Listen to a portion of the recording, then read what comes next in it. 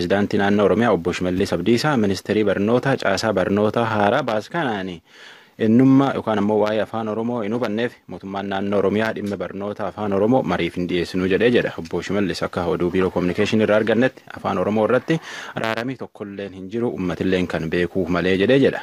Asii achillee Oromiyaa keessatti afaan Oromootiin baratanii manneen barnoota dhuunfaa Oromiyaa keessatti seer malee barsiisanilleen ganna kanaa jalqabaniitiin uf qajeelchaniitiin barsiisanii jedha oduun nu argan oduun duubatti dachaan.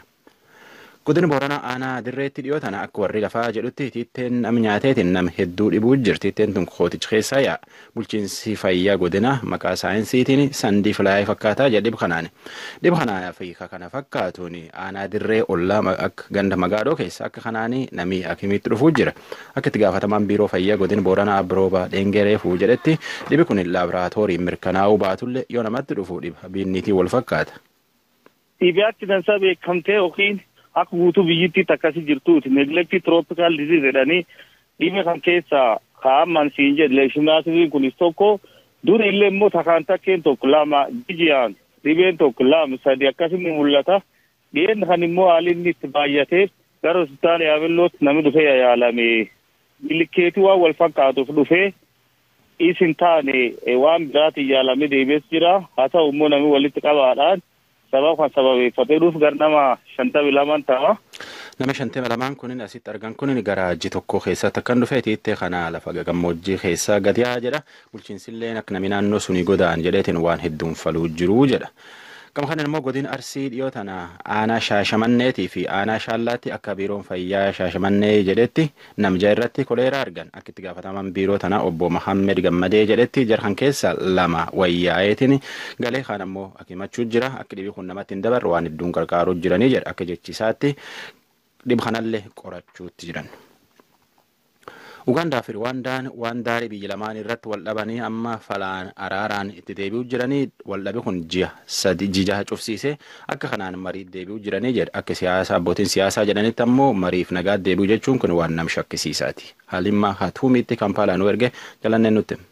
Pireezidaantiin Ugaandaa Yoweri Museveniif giti isaanii kan Ruwaandaa Pool Kaagaame waliigaltee roobi kaleessaa mallatteessan biyyoonni lameen ija shakkiin ilaalan. Abbaa biyyummaa ofii walii eeggachuuf kan waliigalan yoo ta'u tarkaanfiin nagaa biyyootii lameenii jeequ akkam fudhatamneef waliigalaniiru. Garuu xiinxaltoonni akka jedhanitti dhimmootii daangaa cufsiisan kan ilaaleen hin mallatteessines hin dubbannes jiru. Baatii guraandhala darbe gara dhumaa Ruwaandaan daangaa ishee gam tokko cuftee turte. Ergasii lammiiwwan Ruwaandaa akka gara Ugaandaa hin seenne gorsaman. Kanaaf kanneen daldala irratti bobba'an danqamanii daldaltoonni Ugaandaas akka gara Ruwaandaa hin seenne dhorkaman. Hayyuu diinagdee kata'an Kiizaa Afrikaa daldaltoota 6,000 komee dhageessisan galmeessanii jiru. Kanneen komee dhageessan kana keessaa harka 70 kata'an dubartootaa jedhu. The East African Court of Justice should pronounce itself that no such a thing should ever happen again. Manni murtii haqaa kan Afrikaa bahaa kutaa sana keessatti daangaa cufuun akkasii lamuu akka hin jiraanne murteessuu qaba. Dhimmi biraa kanneen haala kanaan miidhamanii fi gumaa baasuudha. Keessumaa dubartoota daangaa ce'uun daldalachuu dadhaban sanaaf jedhaniiru. Baatii bitootessa darbee kaasee biyyoonni lameen inni tokko sakaaniin butiinsa hidhaa ajjeechaaf basaastummaa narratti raawwate jechuun walimataa turan. Ruwaandaan akka himatteetti Ugaandaan lammiiwwan koo butuun ribxa loltoota pireezidaantii ishee kuffisuuf waraanan deeggartii Ugaandaan jetti. Pireezidaantiin Ugaandaa immoo humnootii faallaa pireezidaantii Ruwaandaa ta'an waliin wal arguu isaanii amananii garuu yaada aangoo irraa pireezidaanticha darbuu jedhu sana hin deeggaruu jedhu. Maraafuu waliigalteen kaleessa tolfame kun muddamiinsa siyaasaa biyyootii lameen gidduu jiru ni xumursiisa yoo ta'e ilaalamuuf jira. Raadiyoo VOA sagantaa afaan Oromoo caqasuu jirtan. Pireezidaantiin Ameerikaa Doonaald Tiraamp akka Raashiyaanii waldaa dureeyyii addunyaa torbaan G7tti deebitu fedha. Raashiyaa ganna 4 duratti isiin godina Yuukireen lolteetiin godin tokko irraa fudhatte jennaan seera malee biyya abbaa qabdu loltee jedhaniitiin irraa waldaa sun keessa baasanii dureeyyiin yookaan ammoo deebanuun addunyaa torbaan tunini torbaanuu kan keessa Faarisitti Faransaayatti marii ta'an. Muummee ministeera British haaraa Boris Johnson karaa haaraa waldaa Awurooppaa keessaa biyyi isaa baafachuun dhahuutti jira. Muummee ministeera biyyisuun isa duri Theresa May waldaa kan keessa bahuuf karaan isiin baafatte hin taanee fi tanaaf hojii irra buute. Taatulla akka pirezidaantiin Faransaay jedhutti karaan haaraa baanan kunillee waan guddoo deemsisu hin fakkaatu.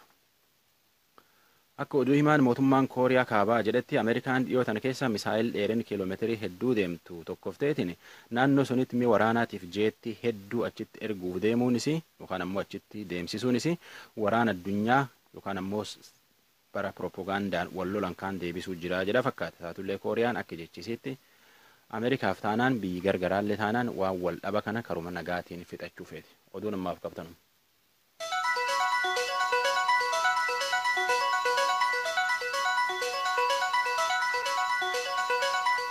Kan dhaggeeffataa jirtan raadiyoo sagalee Ameerikaa sagantaa afaan Oromooti.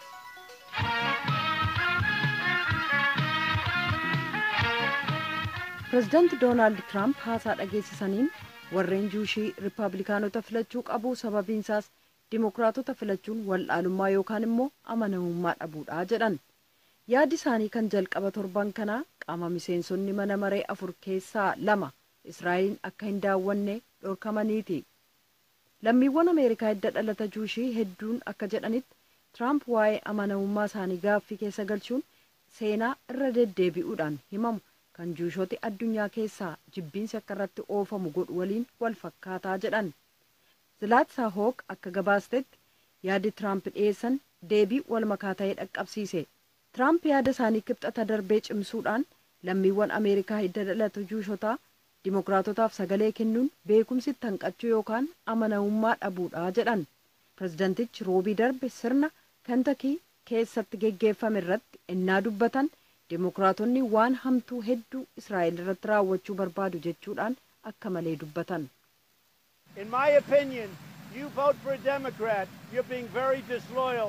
Akka yaada kootiitti yoo Dimookiraatota filattan uummata juushotaaf amanamoo miti yookaan Israa'eliifis hin amanamtan namoota dadhaboo ta'an qofaatu kanatti adda yaadaa jedhan. Sanatii keessatti paartii Dimookiraatotaaf dubbii himaaf miseensa mana maree gameessa juushii ta'an Shaak Shumar ergaa Tiwiitarii maxxansaniin yaada pireezidantichaa balaaleffachuudhaan kun beekaa yookaan utuu hin beekin biyya kanaaf addunyaa irratti jibbiinsa juushotaa jajjabeessuudha jedhan. Kaadhimamaa pireezidaantii juushii tokkichi senatarri kutaa Vermont Bernie Sanders walgayii kutaa Aayowaa keessatti haasaa kibxata darbe dhageessisaniin deebii kennaniiru.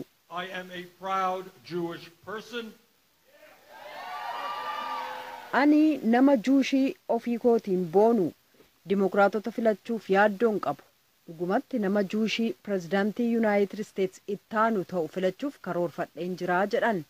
Juushonni hedduun kanneen Israa'el keessaa ka pireezidaantiin Yuunaayitid Isteets jedhaniin walii galu. Pireezidaantichi parsantii miliyoonii 1 sirriidha jedheen yaadaa jedhan. Dhuguma amanamoo miti, Dimookiraatonni amanamoo miti. Yeroo mara faallaa keenya, faallaa uummata keenya, faallaa biyya keenya kan Israa'eli. Kiliintaniif Obaamaa nutti fidan. Obaamaan maal godhe? Rakkoo qofa. Tiraamp sirriidha jedhan. Waaltaa imaammata uummata juushiitti hayyuuf xiinxalaa kan ta'an Shmuu'eel Roonzer immoo yaaddoo qaban ibsaniiru. Seenaa keenya yeroo dheeraarraa waa'ee juushonni Ameerikaa amanamoo ta'uu yoo gaafatame uummata juushiif gaarii miti. Biyya isaaniif amanamoo ta'uu yookaan uummata isaaniif amanamoo ta'uu laalchisee yaadi akkasii yeroo mara diinota juushotaa akka meeshaa waraanaatti gargaara. Kanaaf pireezidaantiin Yuunaayitid Isteets kan akkasii ennaa dubbatan kun juushotarra hedduuf gaarii miti sodaachisaadhas jedhan. Yaadi uummataa dhiyeenya walitti qabame akka mul'isutti dhibbarraa harka 75 kanneen ta'an lammiiwwan Ameerikaa hidda dhalata juushii Dimookiraatota deeggaru. Yaadi Tiraamp waa'ee amanamummaa kennan kanneen akkasii jijjiiruuf yaalii gochuudhaafi. Miseensa paartii siyaasaa isa kamiinuu haa ta'an juushonni hedduun yaadi dhiyaate kun innaa olaantummaan warra adiif leellistummaan kan warra naazii fakkaatu mul'ataa jiru kanatti nageenyi isaanii balaarra bu'uu malaa yaaddoo jedhu qabu.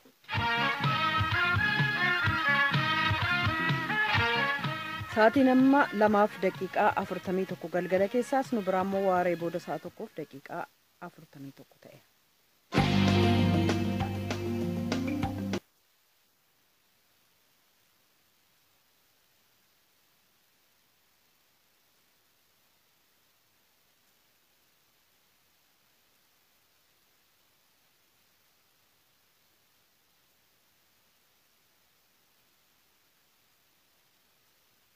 geessaniin akka jedhanitti barnoonni afaan Oromoos sadarkaa naannootii hanga kutaa 8ffaa darbees hanga yuunivarsiitiitti kennamuun itti fufa jedhanii jiru. Muktaar Jamaaltu haasofsiise. Dr. Tolaa Bariisoo hoogganaa biiroo barnootaa bulchiinsa mootummaa naannoo Oromiyaa gaaffiif deebii kanaaf waan hayyamamtanii fi maqaa dhaggeeffattoota raadiyoo sagalee Ameerikaan ulfaadhaa galatoomaa isiniin jenna. Galatooma. Dr. Tolaa sagantaan barnootaa yookaan immoo roodmaap jedhaniin waggaa darbe mari'atamaatiin ture gareedhaan qoratame amma gadi ba'uu isaatu himamaa. Sagantaa sadarkaa biyyaalessaatti gadi bahe kana keessatti gaheen baruu barsiisuu kan naannoo maal ta'a? Walumaa gala immoo sagantichiyyuu maal qabatee as ba'e?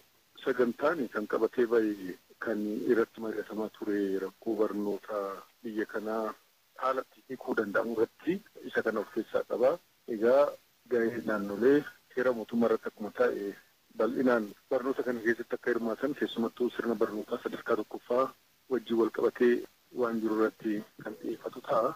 Dr. Tolaa sagantaa yookaan roodmaappii dhumti kuniyyuu maali wanni inni of keessaa qabu? Wanni inni jijjiire garaagarummaan sirna barnootaa kanaan durarraa hordofuudhaaf deemu hoo maal fa'aadha? Dhimmoonni wanti kun arge waan shamsii kaasuu hin danda'a jechaadha. Waliigala kan roodmaappiin dambate waan 34 garuu waan jajjabaa 5. Inni duraa barnoota idileen duraa kan immoo oolmaa daa'immanii jennee ilaallu kan ijoollee umrii 4-5-6 jiru kana keessatti barumsi kuni duraan abbootii dhuunfaatiin kan hojjetamu barumsi kuni jechaadha. Kabareejiin isaatis baay'een isaa naannoo magaalaa irratti kan kennamu jechaadha. Ijoolleen keenya garuu ijoolleen baay'een baadiyyaa keessatti argamanii umriin 4-5-6 barumsa oolmaa daa'immanii kana hin argatanii ijoolleen oolmaa daa'immanii keessa darbanii fi kan oolmaa daa'immanii keessa hin dabarree walqixa hubannoo argachuu fi dorgomuu illee hin danda'anii booddeessaa jechaadha. Kanaaf roodmaappiin kun akka rakkootti ilaallee fi barumsi oolmaa daa'immanii yookiin idileen duraa kuni mootummaadhaaf dirqama ta'uu akka qabu kaa'aa jechaadha. So kun qabxii tokko. Kana jechuun mootummaan oolmaa daa'immanii ijaaruu qaba, meeshaa guutuu qaba, barsiisaa guutuu qaba, kitaaba guutuu qaba tokko kana. Inni qabxiin lammaffaan jijjiirama gulantaa barnootaati. Gulantaan barnootaa duraan oolmaa daa'immanii kutaa 1-4 sadarkaa tokkoffaa, kutaa 5-8 sadarkaa tokkoffaa, marsaa lammaffaa, kutaa 9-10 sadarkaa lammaffaa, kutaa 11-12 qophaa'ina jedhamee gulantaa kanaan ta'a.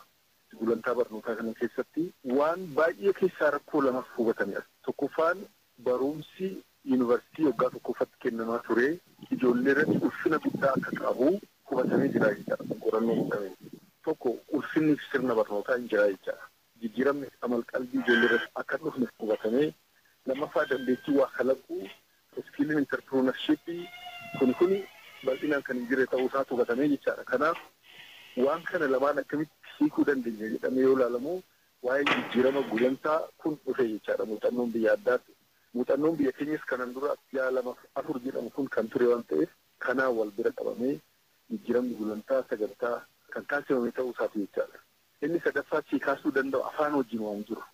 Barumsi naannoleen kutaa 1-8 barsiisuu jalqaban fakkeenyaaf Oromiyaan kutaa 1-8 barsiisaa turre afaan keenya afaan hundaan kuni gulantaan barnootaa kun jijjiiramuun isaa afaan irratti jijjiirama tokkollee hin fidu jechaadha. Akkuma duraanii kutaa 1-6 kutaa 7-8 guutummaan guututti sabjektii hundaan afaan Oromootiin barsiifnaa jechaadha. Tokko kana. Inni lammaffaan afaan wajjin wal qabatee kan jiru afaanonni amma fakkeenyaaf nuti kutaa tokko afaan Ingiliffaatii fi afaan Oromootiin barsiisaa jirra. Kutaa 5 booda afaan Amaaraatiin barsiisaa jirra. Afaanonni biroos fuula dura afaan hojii federaalaa ta'anii yeroo dhiyoo keessatti kan ifa ba'an hin jiru jedhamee eegama waan ta'eef sun akkaataa sirni barnootaa aangoo naannolee waan ta'eef akkaataa naannoleen murteessaniin kan deemu ta'a jechaadha. Garuu ammaaf afaan Oromoo kutaa tokkorraa afaan Ingiliffaa kutaa tokkorraa kutaa 5 immoo afaan Amaariffaatiin deemsisaa jirra. Fuula dura afaan nu fayyada jennu hoo jiraate afaan Somaaliyaa ta'uu kan bira akkuma caffeen keenya tumutti kan ilaallu ta'a jechaadha. Afaan irratti wanti isiisaasuu danda'u akka qabxii sadaffaatti kanaa jechaadha. Akka qabxii afuraffaarratti kaasuu kan danda'u leenjii barsiisotaa wajjin dhimma wal qabatu. Barsiisota akkaataa duratti gulantaa siisaaseen oolmaa daa'immaniif kan ta'an oolmaa daa'immanii bal'inaan leenjisuun sirni barnootaa kanaaf ta'uuf qopheessuun akkasumaanis immoo kutaa 1-6 barsiisaa barsiisuu danda'an ifa kanaan qopheessuun 7-8 akkasumaanis 912 kan ta'an bifa kanaan qopheessuu kan barbaachisaa ta'uu sii kaasuu danda'a jechaadha. Shanaffarratti wanta qormaata wajjin waa wal qabatu. Qormaanni akkamitti kennamaa kutaa sadarkaa akkamitti kennama kan jedhamu kanaan dura qormaata kutaa 8, 10, 12 kennamaa ture hin beekamaa. Amma immoo akkaataa kanaan kutaa 6-8 irratti qormaanni kennamaa. Kutaa 6-8 naannootu kenna.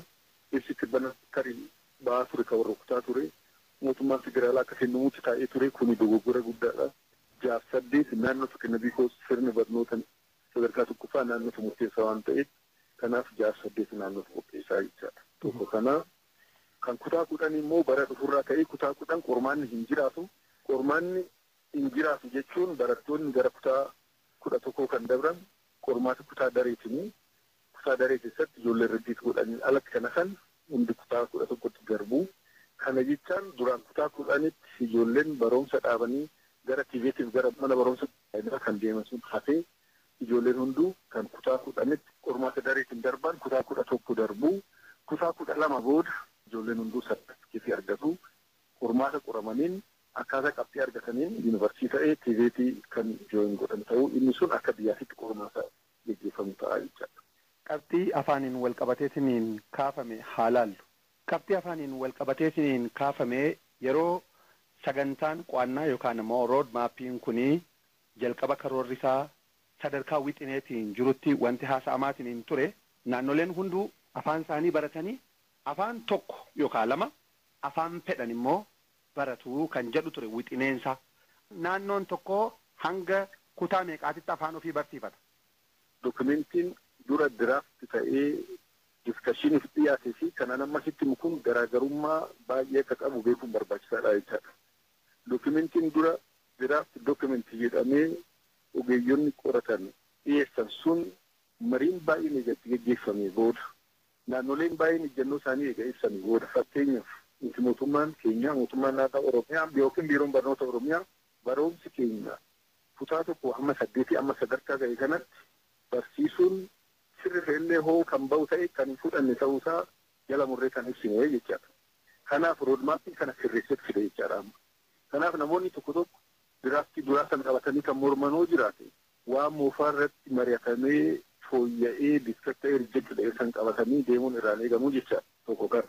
Inni lammaffaan immoo ejjennoon afaan keenya irratti qabnu roodmaappichis amma kan mirkaneessee bahi maal inni kan kaasu afaan keenya nuti kutaa 8 irratti qofa dhaabuu fi miti jechaa fe'ii keenya.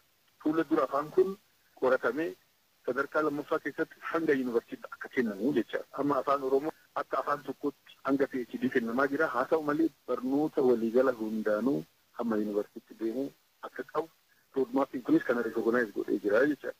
Kana wanti jennuuf ekspiriyaansiin biyya addunyaarraa arginu mee biyyi guddatanoo laalti Fiinlaandi fudhuu, Noorweey fudhuu, Siwiidin fudhuu, Jarman fudhuu, Faransaay fudhuu, Saawus Kooriyaa fudhuu, biyya guddataa jiran kan akka Chaayinaa biyyumti addunyaa keessatti guddatan yookiin guddataa jiran afaan isaaniitiin barachaa jiru waan ta'eef kanarratti uummanni keenya namu isa ta'uu qaba. Kana jala namni dhaabbatuu danda'ullee hin jiru akka ta'e kana irra dhaabbadhee simuun barbaadaa jechaadha.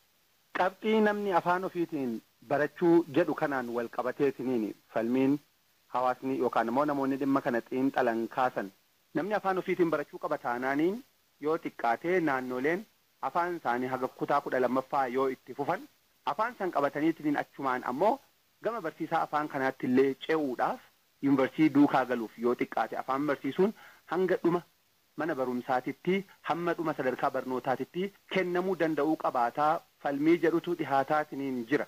Amma garuu yoo xiqqaate amma akkasiin kaastanitti amma kutaa 8ffaatti afaan Oromoo kenname afaan biraallee afaan Sumaaleellee naannoo Sumaaleetti ta'uu danda'a afaan Tigreellee naannoo Tigraayitti ta'uu danda'a afaan suni amma kutaa 8ffaa qofatti kenname achitti dhaabbata taanaaniin namuma afaan kanayyuu barsiisu eessaa fidaniitiin oomishu kutaa 8 fi 12 gidduu waan jiru kun maaliin uwwifama deebi'ee yuunivarsiitii galchuudhaaf barattoota kanneen. Deebii gaaffii kanaaf kanneen biroo boritti deebinaa Dooktor Tolaa Bariisoo ni galateeffanna. Gara mata duree sattaanutti ennaa ceenuu biyya kan baqatan waggaa 11 dura amma biyya Keeniyaa buufata baqataa keessa jiraatu abbaa ijoollee 4 ogummaan immoo barsiisaadha. obbo Taarikuu Garbii dhalataan Oromoo buufata baqataa Dadaab keessa jiraatan yoo waaqa jedhe gaaf tokko biyya kootti galeen hojii barsiisuutti deebi'aa jedhu haala jiruuf jireenya keessa jiranii oduu gabaasaa raadiyoo sagalee Ameerikaa Naayiroobii jiru galmoo daawwititti himaniiru kunoo. Kan dhalatan godina Horoo Guduruu naannoo Abuunitti barumsa sadarkaa tokkoffaa ijaartetti sadarkaa lammaffaa ammoo Saqalaatti baratan. Bara 1999 dhaabbata leenjii barsiisota Agarfaatii erga eebbifamaniin booda Agarfumatti ganna 10 oliif hojii barsiisummaarra turan barsiisaa Taarikuu Garbii. Har'a garuu isaanii fi haati warraa isaanii Addammee Beexxaasa'u ijoollee bultii keessa waliin horan duuka buufata baqataa Dadaab kaampii Agadeeraa keessa jiraatu kaaba bahaa Keeniyaa. Naannoo Mokkonnaa Fara jedhamutti abaa'oo fi mootummaa nama jiru kun jechuudha wal dhabanii marroo afurra achitti lolat ture sana booda irratti xiyyeeffatanii isantu waan akkasii raawwataa namni qindeessa dhalanii waan tokko tokko irratti hojjetanii egaa biyyisi immoo na jaallatu uummanni sun akka waan na jaallatuuf harka irra qabaa turani. Sana booda yeroo chaartira keessa abaa'oon ba'anii illee baqadheera jechuudha. Rakkoo jirannaan egaa gara dhiyaattan deemee gara warra rakkoo deemennaan achitti illee rakkoo nama mudatee na qabanii achitti egaa koteetti namni biyyaatti bahee irra na baasee galagaleen gara baaleetti deebi'ee jechuudha. Baaleetti egaa deebi'ee tan ji'a 5 booda hojii koo mormadhee hojii kottan deebi'ee deebinaan achitti na dabaleen bakka duraa sana. Achitti hojjetaan ture ergasii egaa 2001 immoo dura wal dabarsataa ta'ee filamee sana booda hidhamee 2003 jechuudha. Hidhameen yeroo murtaa'eef nagadhiisan mallee 2004tti deebi'ee na hidhan jechuudha. Achi sana boodaan kun akka malee rakkoo cimaa ture namni hedduu hidhamanii yeroo sana. Egaa achi bahee hojiitti sin deebinee dhiyeessee gara Finfinnee dhufee Finfinnee irraa immoo gara Keenyaatti kutee jechuudha 2008 Disembar 20tti booda keenya ce'ee jechuudhas. Barsiisaa Taarikuu yoo dubbatan biyyaa baqachuuf kan nageessise waldaa barsiisotaa keessatti mirga barsiisotaatiif falmuu kootii jedhu. Jireenyi yoo abbaatti gammaduu barbaade akaayis nyaatee bishaan dhugee gammadee jiraata yoo gammachiisu barbaade. Jireenya jechaan akkuma ilaalcha kee tokko tubatte hiikkootti kennittidha malee jireenyi inni kaan coomma mureeyyuu gaddaa yeroo isa dabarsaan inni kaan immoo bishaan dhugee akaayis nyaateeyyuu gammadee jiraata. Haa ta'u egaa mooraan baqattummaa kun rakkoo baay'eetu jira. Nuti jechuun mana guddaa kee jira jechuudha. Asiin deemnee gara Naayiroobii dhisii gara isaa ga'uu dandeenyu asiin gara Muyyee darbuu dandeenyu asatti famna jechuudha. Kun egaa gara tokkoon sakkuruutii keenyaaf ta'uu danda'a immoo nutti dhagahamuu danda'a. Namni fira jiraatu keessa gosaa keessa saba isaa keessa bahee lafa uumaa tokko biqilchee lafa aduudhaan yeroo mana qaqqabu kee jiraachuun hin ulfaata akka nam tokkotti. Ani gama koof rakkoo kan yaalloo keessas waan dabarseef yoo maalitti hin fakkaatu garuu ijoollee koratti dhiibbaa adda addaa qaba. Haa ta'u immoo galata waaqayyoo haa ta'u namni bakka waaqayyo nama dhaabee hidhamee dhaabatanii kana waan ta'eef egaa guddoos kan itti gaddus miti kan itti gammadus miti. Barsiisaan Oromoo seenaa isaanii nuuf hiran kun abbaa ijoollee afuriidha. Jalqaba gara Dadaab yoo dhufan kophaa isaanii dhufan. Ijoolleen kun aduuba turanii dhufan egaa isaan 2011 dhufan. Yeroo sana bilbiluun yaalaa badee ture sammuudhumaan egaa bilbilicha duraan keessa turan waan hin beekuuf bilbilee haadha manaa quunname sana booda naggaafattee tokkonnaan jireenya illee guddoo jireenya jedhamtu garuu ijoollee kanneen guddifannaa bakka ta'anii yaaddoodhaan ijoolleen si yaadda'u irra egaa itti dhaame ijoolleen lamaan isheen tallii fi mootummaan hin teenyu egaa maqaa koo dhageenyaan haadha rakkisan. Haadha rakkisnaan isheen dhufne obboleessa fidee dhufe obboleessa lamanaa koo soddaa kooti durumaan biyya gargaaraa ture mucaan kun naa fidee dhufe jechuudha. Ijoollee gosa tafte isheen immoo waggaatti sana booda waggaa 2012 ijoollee warraafti lamaan fidee dhufte jechuudha. Ijoollee afuran qaba intala tokkoof ilmaan 3 qaba.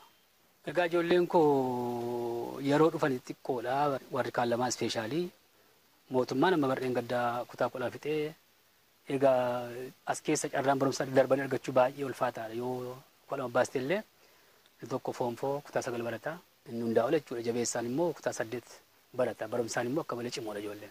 Anis baay'een kaala godha gomna koo baay'ee gaariidha haamlee qabu. Addammabeet haadha warraa barsiisaa Taarikuuti. Jiru baqaa keessatti ijoollee guddisuun akkamii jedhee yeroon gaafadhu akkas jedhan. Baay'ee ulfaataadha. Biyya irra dhufee fi jireenya as keessaa waliif haallaadha jechuun nan danda'a. Haa ta'u waaqa tokko waaqumatu nama jiraachisa akkasuma jiraanna malee ulfaataadha. Walumaa galatti baay'ee ulfaataadha. Isumayyuu baay'ee bu'aa bayiitu jira. Yoo iskuulallee deemanii karaa irratti rakkoon jira. Iskuula keessatti haga tokko karaa amantiidhaanis dhiibbaan hin jira. Haa ta'u waluma jajjabeessaa waluma gorsaa akkasumatti jiraanna malee baay'ee ulfaataadha. hojii barsiisummaa dhiisanii bara 2008 yoo daddaaf ga'an obbo Taarikuun haalli ture ulfaataa ta'uu dubbatu.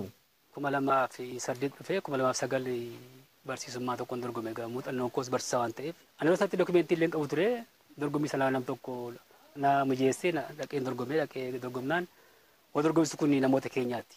Afaan Ingiliffaa illee akka ammaa kana fooyyessee dubbachuu hin bara Itoophiyaa rakkoo afaan Ingiliffaa qabna. Innaan na gaafatanii dhaatoo dokumentiin qabdu akka si qaxarraa naan jedhan egaa dhumarti. Waraqata maal gootuun jedhan nama muuxannoo qabudha waraqatoo lubbuu koon bakka waraqata gateen dhufe. Anoo sin agarsiisa hojii koo sin agarsiisa hojii hojjedhe sin agarsiisa waraqarraa maal gosa waraqatarraa jedhee natti kolfanii attan goonee gargaara nama kanaa jedhani.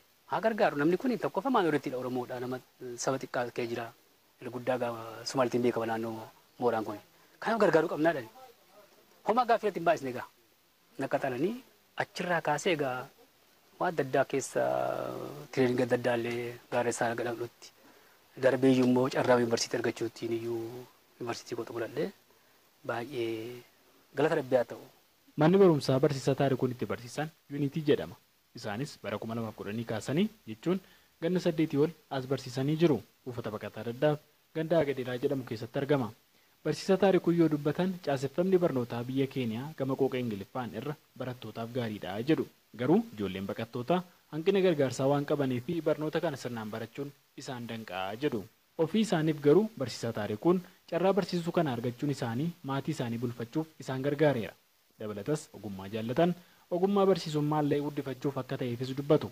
Barsiisaa Taarikuun erga carraa barsiisuu kan argataniin boodas amma dhaabbileen gargaarsaa carraa barnootaa qopheessanii fi sanas baratanii digirii jalqabaatiin eebbifamaniiru. Ani gara fuulduraatti egaa hin beeknu waaqa garatti nama oofu otumaan argadhee biyya abbaa koo deebi'eyyuun ijoollee barsiisuun barbaada. Keessattuu barsiisuun barbaada ijoolleen. Namni mirga qabu waan hundumaa qaba. Waan hundumtuu mirgatti naannee marfamee jira jechuudha. Namni mirga qabu jireenyatti gammadee jiraata waan barbaade godhaa bakka barbaade deemee jiraachuu danda'a. Otoo namni afaan sii ta'in ta'in afaan ofii taatee dubbachuu dandeessa bakka barbaadetti. Egaa immoo kun immoo ta'u taanaan egaa bakkumaan jirutti egaa ijoollee bakka barsiisuudha kan biraa maal gochuu dandeenya.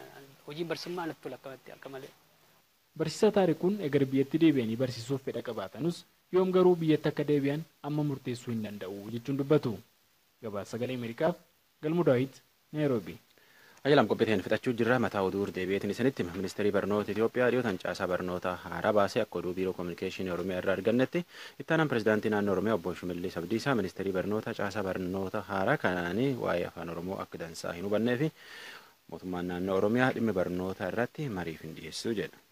Godina Booranaa aanaa dirree dhiyootana akka warri lafaa jedhutti tiitteen kootichi keessa yaa'itiin nama hedduu miidhuutti jira akka kanaan dhib kanaan wal fakkaatuun nama gara 52 jiru keessatti dhib kana irratti arganii biiroonni fayyaa godinaalleen faaluutti jiraa jira qophii borii keessatti deebiin. Wanni har'aaf jentanuma nagaa keessa nu bula ansuraa lafeeti. Qophiin har'aaf jenne kanuma nagaatti bulaa qophii boriitiin walitti deebiin.